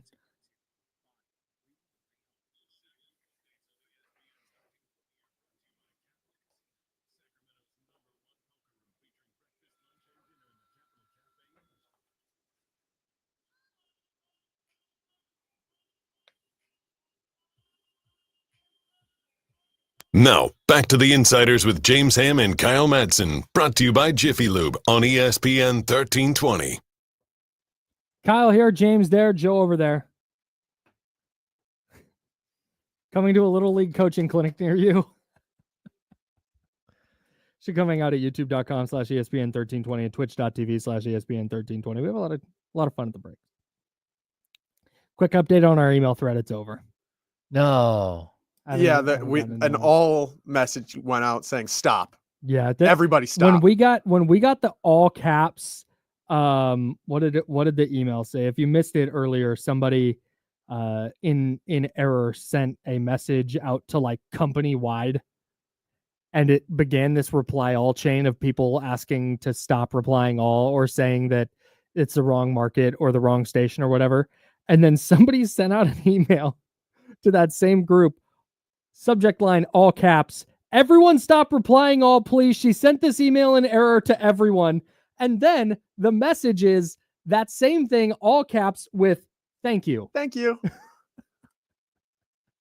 So I decided not to reply all. I was going to ask if you're going to, that'd be a bold move. Way later, like after the show. You could wait and then it would, I don't think it would, I think that's a great idea. Yeah. Give it an hour. Wrong market. Give it an hour. There was like 16 replies. That didn't go long enough. That should have been. They should have let it go like totally astray. One time when I was in San Francisco at the Odyssey station there, 95.7 The Game, salute, shout out. Somebody got like some promotion, and they sent out a company-wide email or a cluster-wide email saying cluster is the collection of radio stations. They sent out a cluster-wide email that was like, congratulations to so-and-so on their promotion. And a bunch of people started replying all. And a host who will remain nameless replied all like, hey, this is nice, but can you please stop replying all? Which, of course, led everybody at 95.7, without talking to each other, to all replying all. Every person who worked at 95.7 sent a message like, congrats, wow, great job. We had a really good time with that. That's amazing. Shoulder. Jim Garfinkel in the chatty house, youtube.com/ESPN1320, twitch.tv/ESPN1320. That's a great question that we're going to go through. Okay. Said, hey guys, I know Chris Biederman is dead to you. That's facts. Thank you for acknowledging that, Jim. But he showed a stat of the Kings being 11-21 against teams 500 or better. I believe the stat is above 500. Okay. With 11 games left against teams that are 500 or better, what's the over-under? That's a great question. Whew. The teams currently above 500 that they have left on the schedule. Golden State. Can you pull up the standings and confirm some of these for me? Okay. Phoenix is not above 500, correct? No, Phoenix is a 30-35. Okay. Memphis is. Cleveland is. Milwaukee is. Boston. OKC above 500? Yeah, just Joking. a little bit. 41 games above 500. Orlando is not, correct? Orlando is currently 30-36, but the 8th seed in the Eastern Conference. Indiana is. Yes, Indiana is 36-28. Washington so close, but not quite. 13-51. They're only 38 games away from 500. Got Washington and Charlotte in consecutive games. Cleveland above. My Detroit Pistons above 500. Denver and the Clippers. 1, 2, 3, 4, 5, 6, 7, 11. Okay. What are we setting the over-under for the Kings on wins in those 11 games against teams above 500? Setting it at 4.5. Yeah, I would. You might set it at 5.5. But yeah, that's tough. So we have 11 games. How many games are left? 18? 18. So 7 games against sub 500 teams. Yeah, and 2 of those are Phoenix. Okay. Boy. And Orlando, who's tough. Yeah. But then you have a couple and of Portland, who's playing well. Yeah. And Portland is playing better. Better, yeah. Boy. I'm setting the over-under at 4.5 because of these 11, you have the Cavaliers twice. Okay. I'm sorry, I don't see it. Maybe you get them. Like, it's the NBA any given night. And then you have Boston, who, of course, you've already beat this year, but they might take you a little more seriously now. Uh-huh. And then you have Oklahoma City the next night. Oof. I'm taking those 4 off the board, which leaves us at 7. And then I knocked off 2.5 from that. 3.5 from that. 2.5. Yeah. Down to 4.5. Okay, I'm with you. It's 4.5. But like again, I think the second to the last game of the season, I think you can beat the Clippers if that game doesn't matter. Okay. Again, Denver super Probably late for seeding.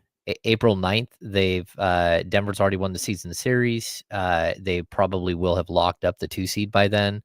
And I'm gonna say there's a possibility. Yeah, because LeBron's out for a week. Have we discussed the gravity of that yet? No, that's a huge deal.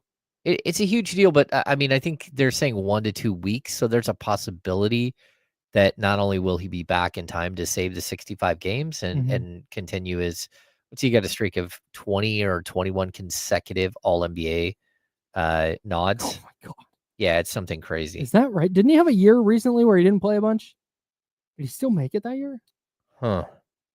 Oh my God. And I'm looking at that, the Cleveland at Detroit. That's tough, man. He has been All-NBA every year since 2005. Yeah.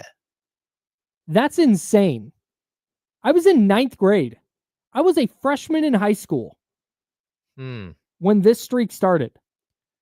I have graduated high school. I have graduated college in 5 years. I liked it so much. And now I work here. I'm 34 years old. And LeBron's just been an all-NBA guy the whole time. That is wild. Yeah, he made 3rd team the year he played 55 games. I think we're going to find out a lot about who the Kings are right now. Like this next 2-game stretch right here where you've got Golden State on Thursday, followed by Phoenix on the second night of a back-to-back on Friday. That's going to tell us like who they are going down the stretch. Like we just saw one of the worst games that they've played all season long, and certainly one of the worst games they played under Doug Christie. What do they look like coming back? They have 2 days rest. They're getting Domantas Sabonis back likely. Like we're not sure yet, but there's a good chance. He got Malik Monk with a couple of days of practice. Jake LaRavia will probably be healthy by then. So you get to this game on Thursday. That's such a huge game. And then a back-to-back, you got to come back and play the next night against Phoenix in Phoenix. Like, what do you look like? I think that is we'll learn a lot against Golden State. But they're also, what do we say, 12-2 since the trade deadline? Yeah, they're really good. I think they're 9-1 in their last 10. Yeah, they've been playing really well. So even if you come out and just play well against Golden State, and I'm expecting them to, because we harped on this yesterday, but Doug, after the Knicks game, saying that's not us, I think he's right, and I think you're going to see a much better version of the Kings on Thursday. Does that result in a win? Don't know. But if they just play well on Thursday and then go in and get a win Friday against Phoenix, it'll all feel like, okay, a little bump in the road there where you have a tough loss to the Clippers, and then second night of back-to-back, you lose to the Knicks. Play well against Golden State. Just couldn't get there. You lost 3 in a row, but hey, back in against Phoenix. You win on the road. Second night of a back-to-back. That's impressive. Then you get the weekend to come home and get ready to play Memphis and Cleveland. Yeah, that's the one nice thing. They do have a break before they have the Monday game. But this is going to be tough. You got Memphis followed by the Cavs, followed by the Bulls. The Bulls should be a simple game. But then you have the Bucks, the Celtics, and the Thunder in 3 games in 4 nights, including a back-to-back at home against the Celtics and Thunder. Is that the worst back-to-back you've ever seen? That's pretty brutal, dude. The 2 finals favorites just back-to-back. Yeah, just back-to-back. Oh, they're at home though. And hey, great. You're gonna start that stretch by playing Milwaukee on Saturday. Yeah, enjoy that. 3 games in 4 nights, right? Yeah. Saturday, Monday, Tuesday against Milwaukee, Boston, and OKC.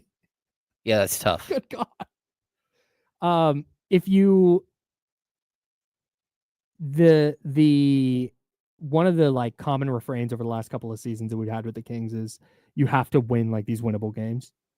And that's it's never been more important than this stretch. Because your games against teams that are not above 500, you got Phoenix twice, Chicago, Portland, Orlando, Washington, Charlotte, Phoenix. If you're taking care of business in those games, in those 7 games, if you go 5-2, that gives you some leeway. If you drop back-to-back games against Boston and OKC, like you're okay, you've got a cushion.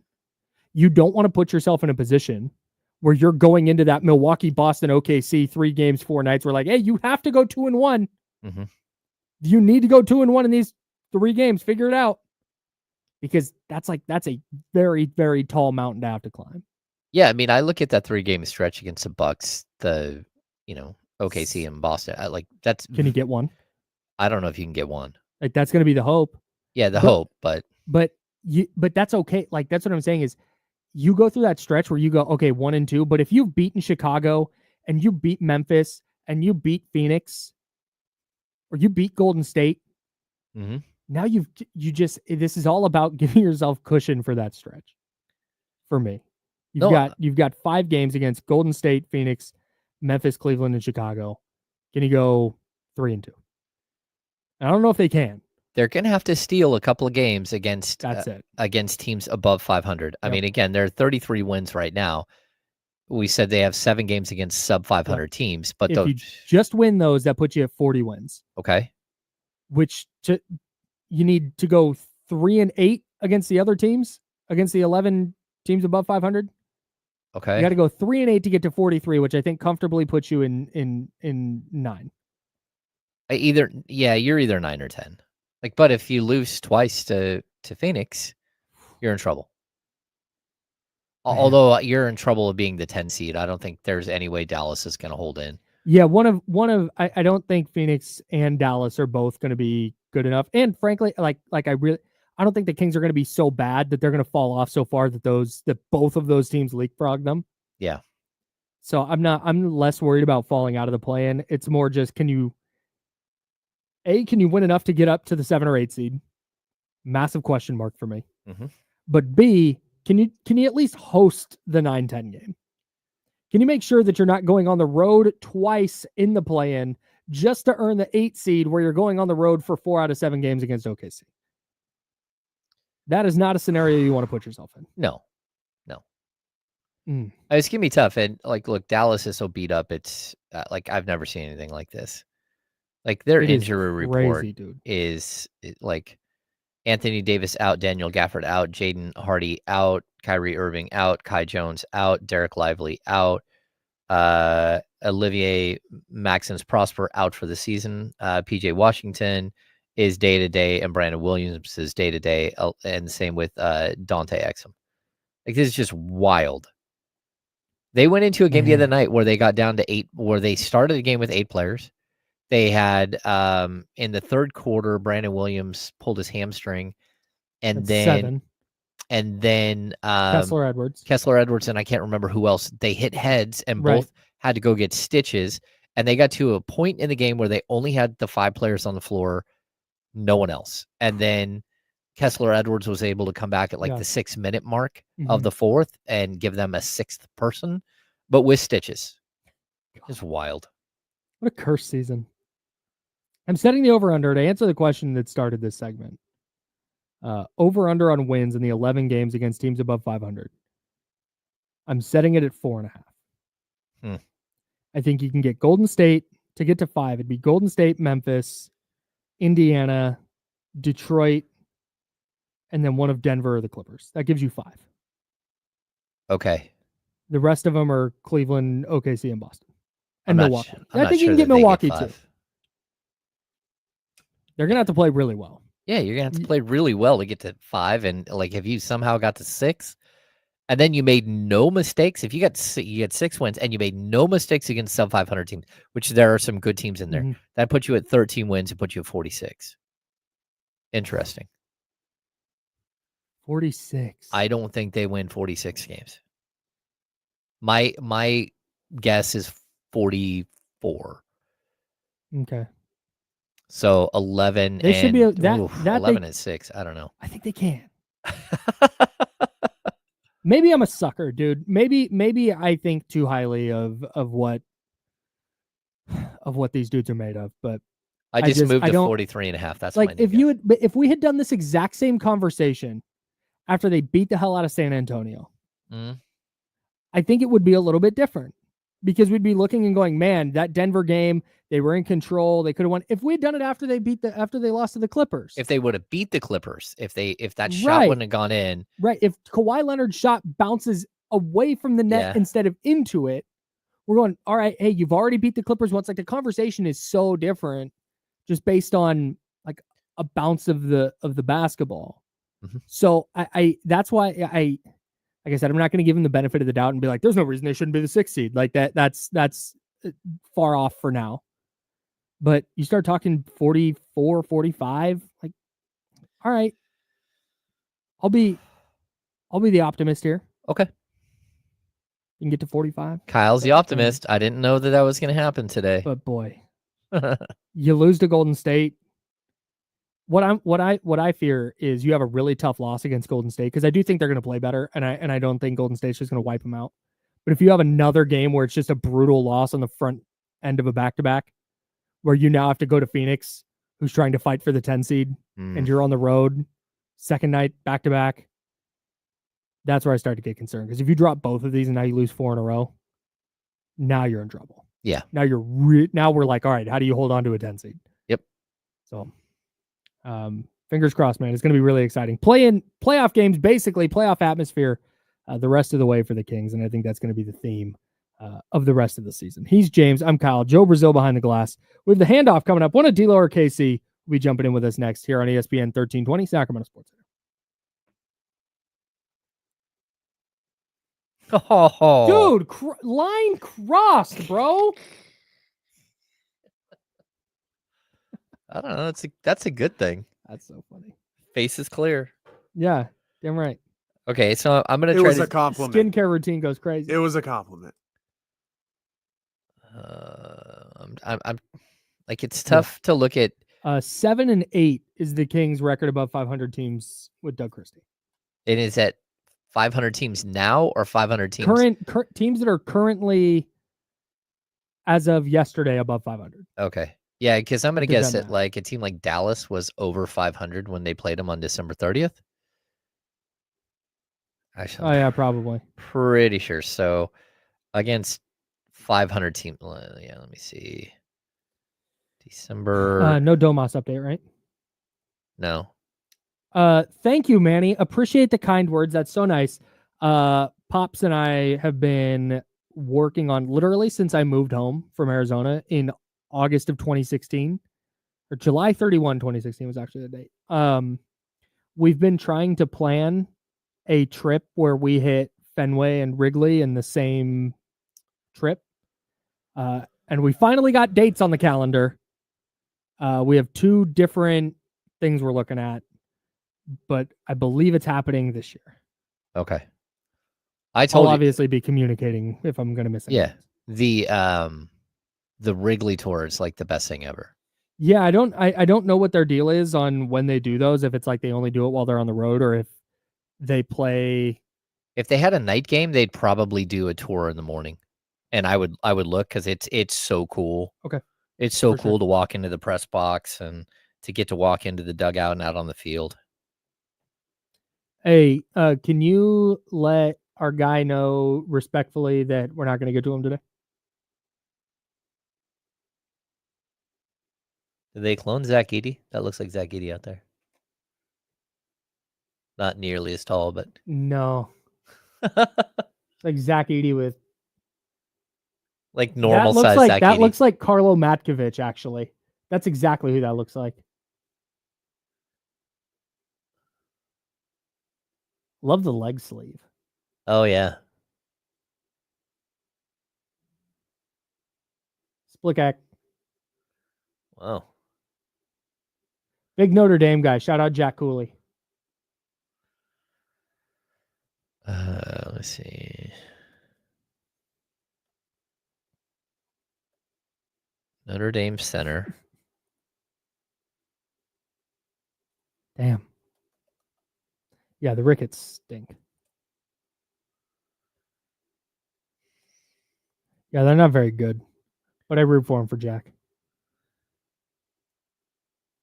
I'll be locked into the second round game. So do you think you guys are going to catch any River Cats games this year at all? Yeah. You think so still? Yeah, why wouldn't I? I'm just wondering. I plan on going. Yeah. Okay. I'm just checking. River Cat, dude, you give me minor league baseball, I'm in there, bro. I love it. Have you It's the been to best. the Aces Stadium in Reno? No, I've not gotten out to an Aces game. That is something I should probably do, though. It's not too far away, obviously. Yeah. I got buddies that went to UNR, and then we would hit the Aces game every once in a while. Nice. It's actually a really cool stadium, super easy to get into. I'm sure it happens. I have not experienced it where I've been like, I'm bummed I went to that minor league game. Oh, yeah. The vibes are always good. The ball flies at the Aces Stadium. I think I saw, I'm not kidding, in the first 2 or 3 innings, I saw, I think, 3 triples, which is not common. So, yeah. That's cool. But yeah, check out the Aces. They got they got like $1 hot dog days too, like you were mentioning. So, okay, so this center for Notre Dame, this is a ridiculous name. First of all, I think he's a Tulsa transfer. Okay. Nikita is his first name. Oh, we got another Harry Potter ass name. I'm just gonna say this slowly. Konstantinovsky. Konstantinovsky, of course. That's he went to Durmstrang. Okay. It's another wizard school in Harry Potter. Okay, so KONSTANTYNOVSKYI. Yeah. Put that on the back of a jersey. Is it not on the back of his jersey? I don't think so. It's abbreviated.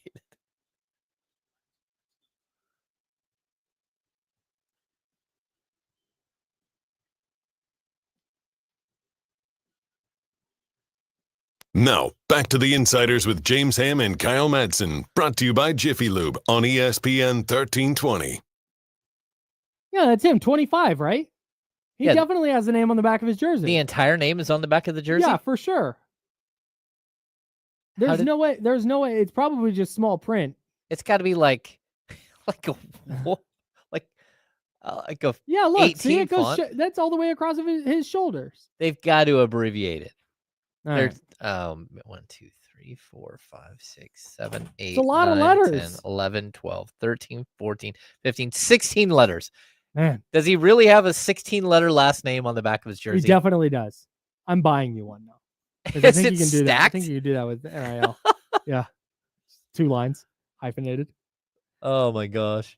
Get to the handoff with Damian Barling here shortly on the Insider, sponsored by Jiffy Lube. Damian, hey, hello, good morning, hi. I wasn't sure if you were in commercial or on the air. I couldn't tell. Sorry, Yes, I was late. I've wanted to do that for. Thank you.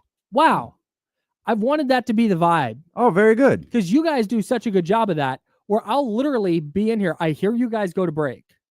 I sit in Studio One before my Friday hit with you guys, and I'll hear you go to break, which is my cue. I'll go, okay, I'm in there. So I know you guys are at break when I get in here, and there's been days where it'll be like 8 minutes into my hit, and I'm like, hey, are we on? Because there's no signal that we're actually on. So that makes me happy that the vibes were such that you didn't know if we were at break or not. Most definitely. Most definitely. You're killing it. Thanks, man. Oh, our guy just had a big bucket. Nice. Yeah, Konstantinov. Oh, yeah, no, that's him. Nikita Konstantinovsky, for sure. Nice. We're locked into Big 12 basketball and ACC basketball today. Okay. It's been Nothing wrong with that. been our big thing. Nothing wrong with that. The Kings have 11 games left with teams above 500. Okay. Teams currently above 500. Okay. 11. Setting the over-under at 4.5 wins in those 11 games. Would you like to hear the teams? Sure. Golden State. Yep. Memphis. Yep. Cleveland. Okay. Milwaukee. Yeah. Boston. OKC. Milwaukee, Boston, OKC. 3 games in 4 nights. Yeah. Yeah. Indiana. Okay. Cleveland. Detroit. Yeah, Cleveland twice. That's great. Denver. Detroit. And the Clippers. Denver, the Clippers. 4.5. 4.5. I'll take the over. Okay. 5 and 6. 5 and 6. Okay. I'm I going don't to hate take the under. 4 and 7. I think you can get Denver, LA, Indiana. I think you could get Memphis. And I think you can get one of the big ones. Pause. I think you can get the Bucks, the Thunder, or the Celtics. I think you could get one of those. What about the Warriors? Yeah, I think you can get Golden State. I'd feel a lot better about it. The gettable ones I are. don't feel great about that game tomorrow, but I never feel great about Warrior games, like ever. Yeah. Never do. No, like the games, I think that I'm going into it going, oh, they can win tonight. Like they can. It's the NBA. Anybody can win on any night. Yeah. But Golden State, Memphis, Milwaukee, Indiana, Detroit, Denver, and the Clippers. That's 7 of those. The Boston, OKC, and the 2 Cavs ones. If you get one of those 4, 2 thumbs up. Yeah. But that means there's 7. I think that you go in and you're like, okay, you can get this one. Yeah. Not they will, but I think they can, and I think they're going to play better against Golden State tomorrow. Again, does that lead to a win? Don't know. Golden State's playing really well right now, so yeah, it just may not matter. I just don't love that. I just don't love Warriors games. Because of number 30. Pretty much. Yeah. Yeah, it's pretty much why. Yeah. But we'll see. They've had good. They've been pretty good in terms of like bouncing back. Right. I think the New York game notwithstanding, I think that's tough. The circumstance of that game, the double, the doubleheader, the back-to-back. I think that's tough. I don't think the New York Knicks was the bounce back game. Even though the Clippers game went the way that it went, the bounce back game is tomorrow. Yeah, and it's a tall ask, but that's the one I definitely have my eye on that one. Plus, it's the first night of another back-to-back. Right. You have like this series. This is like the second of a series of like 3 back-to-backs in a week and a half span or whatever. So this is it's stretch a little bit. It's playoff basketball time for Sacramento. That's it. Like you gonna be a part of this or not? That's it. And where are you gonna be? Like I'm confident they're gonna be a part of it in some way, shape, or form. But is it one and you're in, or are we having to do what we did last year? Yeah. I feel like they really turned a corner with the 4-game win streak, the win against the Rockets, wins against the Mavs. I thought they played Denver really, really well. I thought they played, the game against the Spurs, totally professional win. And then you get to the tough game against the Clippers. And to be honest with you, I thought it was a very, very good game. If they play with that intensity tonight, I think that tomorrow night. Tomorrow night. Sorry.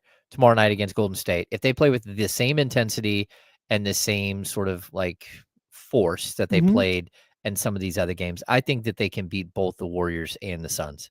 I think they can beat Memphis. I don't know that they can beat the Cavs, but I know they'll beat the Bulls. Like, so that puts you at least at a good stretch here of games. But if they don't come out with that intensity, if they come out and play soft like they did against the Knicks, like, I don't feel like they played soft against the Knicks. I think they just couldn't. I mean, maybe they did defensively. It felt like they punted pretty early. To me, maybe I feel like the game ended pretty early. That's it. You were down 15 after one. You're on the second night of a back-to-back. They just hit everything. You hit nothing. It's like, all right. Yeah. I think they regrouped at halftime, made that one run, and then saw it immediately go away, and then it was like I think they knew. That was we came out throwing haymakers. We're gassed. This is over. Yeah, and it's immediately back to 15. But I never I thought it was more of just I thought they had some good looks, particularly early in the first, or not early in the first quarter, but particularly in the first quarter, probably the second part of the first quarter, and they just didn't fall, and that lead just started stretching, and then maybe it's what you said, they kind of punted a little bit early. Yeah, it was 15-14. They were down, and then they just stopped like going to loose balls. Like the ball bounced out of bounds twice. They let a Knicks player just run around them and go scoop up another one. Like they just stopped moving. It looked like their feet were stuck in concrete. And then OG Anunoby just said, "Oh, you guys aren't playing that hard. I'm just going to run through you guys." Yeah. And that's where like I kind of looked at this game and said, it was a little bit of soft loss. I think if they play with force, I think they have a chance I think they have enough talent that they can be competitive in every game. Force meaning like aggressiveness? Yeah. I see. Yeah. Okay. Like when they come out and play the way they did against the Clippers, like they played against the Clippers like they needed that game. Yeah. If they and we've seen them play like that against bad teams on front ends of back-to-backs, back end of back-to-back. Like we've seen that. That's just kind of been their calling card under Doug Christie. We can complain about the roster all we want. Yeah. It's like they have enough talent that when they play hard, they're at minimum competitive. 100%. And so if you can get that down the stretch, if you can ratchet up your urgency to match the moment, then I don't hate the idea of going 5-6 in those 11 games. But if you're going to have, if you're going to maybe play really well against Golden State and lose, and then lose on the second night of a back-to-back in Phoenix because like, oh, well, we're on the road, it's a back-to-back, schedule loss or whatever, then I don't love that mindset going forward. I don't think that's a mindset they have. I don't think so either. I think it could be a mindset you wind up in midway through the third. You know what I mean? Like if Kevin Durant has 32 and you can't, like, it's one of those, like, it's the McBride threes thing. It's, what am I, like, what do we do? Yeah. Like, I can visualize that, but this team, especially under this coach, they've been tough and they've been responsive, and hopefully they'll be the same tomorrow on national TV. That's what I think we're going to get. Maybe and it's tough. Like, what? I hope so. mean, is the number right 10-0 with Jimmy Butler in the lineup? No, not 10-1. Is it 10-1? 12-2 since the trade deadline. They're 10-1 in their last 11 games. Yeah, I think but Jimmy didn't play in the Philadelphia game. What's the other game that Golden State lost? And did Jimmy play in it? Because I thought they had won 10 straight with Jimmy Butler. I'll look right now. Yeah, look at that. Though saying that, I feel like Jimmy only missed one game. I think they lost one with Jimmy. I think it was the Mavs. Okay. They have, they lost to the Mavs. You're right. Okay. Yeah, the 12-2 since the deadline. And Jimmy played in that game? Mm-hmm. Okay. The game he didn't play was Philadelphia. Yeah. That they lost. My mistake. And what's his name went for 40? Quentin Grimes. Oh, that's right. Right. Quentin Grimes game. Do you know how frustrating it was? Because the Kings game was on that night. I'm watching the Kings, and I'd go check the Warriors score every once in a while. I'm looking at the box score. I'm like, he's got how many? That's got to be wrong. That's got to be off. That's got to be Maxey. Did you see Tyrese's shot last night? Yes. Spectacular. Did you see how many he finished with? No. He finished with 14 points. he had 10 points prior to that shot going in. That was his game, but he walks away the hero. It was an incredible shot. Do you think it was a foul? I didn't really see the foul. Didn't. So we were watching it, Casey and I were watching it at Sky River, and they were I saw Giannis, we can't hear it. Yeah. So I saw Giannis and I was like, did they call a foul? Mm-hmm. And they show the replay. I was like, oh, there's no foul. And then he goes to the line and I'm like, oh my God. This league is tough. Yeah. This league is brutal. In that spot to blow the whistle. Man. Oh, wow. Oof. And there wasn't enough to overturn it. Oh, Jesus. That was tough. Good win for the Pacers, though. That was a hell of a win for the Pacers. Yeah, it was a hell of a win. What do you guys got coming up on D-Lo and Casey? Probably a lot of this. I think we have some differing opinions on Stephen A's appearance on at Jackass's podcast, so we'll talk about that. He was on Draymond's podcast? No, the other Jackass. No, I don't. Draymond's whatever. I can't. Gilbert Arenas makes me sick. Oh, I wouldn't listen to Gilbert Arenas for anything. That guy sucks. But he was on the podcast, so I listened to him. I listened to his phony explanation about LeBron James, and him and I. It's very clear by our prep sheet we do not agree on this, so it should be a interesting conversation. Should be a great time. D-Lo and KC coming up next. James and I done for today. We're back tomorrow at 10 a.m. right here on ESPN 1320, Sacramento Sports Leader. Until then, drink water. Be nice, people. Bye.